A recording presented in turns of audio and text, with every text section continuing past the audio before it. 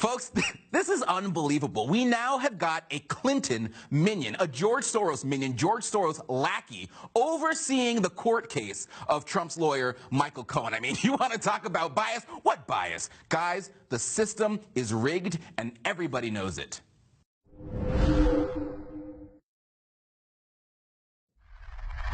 So federal investigators have been trying to indiscriminately go through thousands and thousands of documents that they stole, that they literally seized after they raided the office of Trump's personal attorney, Michael Cohen. Now, Cohen's lawyers requested that they be the ones to first comb through the documents to say this is relevant, this is not relevant. But that's when this biddy comes in, because she, U.S. Court District Judge Kimba Wood, denied the request, and she said the prosecutors would be the first ones to access the document, not Cohen's lawyers, because, you know, not everyone is allowed to pick and choose what investigators get to see. No, remember, that's a privilege only reserved for Hillary Clinton.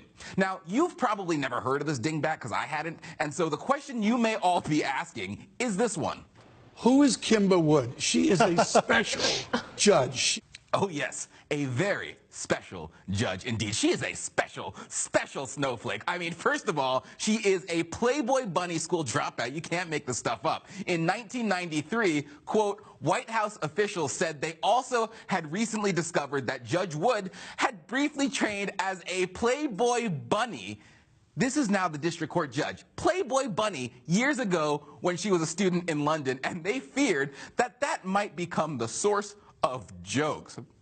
No. What jokes could they be talking about? I can't imagine why anyone would want to make a joke about the fact that this girl trained to become a porn star and then she wanted to become an attorney general. Now, Kimba was dubbed the love judge because she was hooking up with a dude on Wall Street. She was having an affair with him, and then the guy went and wrote in his diary about how she was a complete woman and able to give love wonderfully and freely. Now, I'll let you decide what that means. I think we all know what that means, but I'll let you translate it in your head. But this is more important. This actually has substance. She has a relationship with the Clintons. Both Bill and Hillary Clinton chose the love judge as one of their top picks for attorney general. They both personally interviewed her for over an hour for the job. That is before they learned, of course, that she hired an illegal immigrant as her nanny. Now, I know what you're thinking. You're thinking, what? I thought the Democrats, they loved their illegal immigrants. Oh, wait, you forgot. This was back in the 90s when the Democrats still had a modicum of reason. But it actually even gets better from this. It gets worse. This woman actually officiated the wedding of George Soros in 2013. Yes, that George Soros. Now, at this wedding, they actually said to their guests, please don't give us gifts. Instead, you have to donate to Planned Parenthood and an environmental activist group called Global Witness, who I haven't heard of, but both of that sounds wonderful. Now, don't forget, George Soros, he is the billionaire mastermind behind the Open Society Foundations, behind the Center for American Progress, the Southern Poverty Law Center, MoveOn.org, Media Matters, and he has ties to so many other groups, including, by the way, the Women's March. He's one of the Clintons' largest donors. He thinks capitalism is evil and that the main obstacle to a just world order is us, is the United States. That is the man whose wedding this woman, the love judge, officiated. She is deeply entrenched in Democratic politics. She's not just a district judge. She's an activist, like too many judges in today's day and age.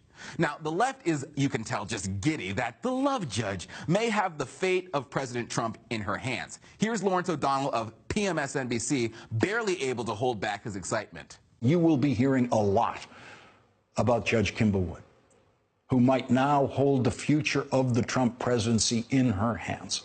Well, I'd be damned if this little Playboy Bunny dropout takes down the president herself. But does anyone honestly think it's fair to have the future of Trump's presidency in the hands of this far-left Clinton confidant, someone who is clearly so political in her motives given her connection to the radical far-left political actors? Does anyone think it's fair to have the future of the Trump presidency rest in the hands of someone who is tied to George Soros, of all people, and tied to all the things he's been doing to suppress conservative voices and influence in this country? Of course no one thinks that's fair. And by the way, that's not their goal, to be fair. Their goal is total destruction. The left is trying to punish its political opponents by politicizing our sacred legal institutions. So the goal for them is not serving serving the public interest. The goal for them, make no mistake about it, is ruining their political enemies.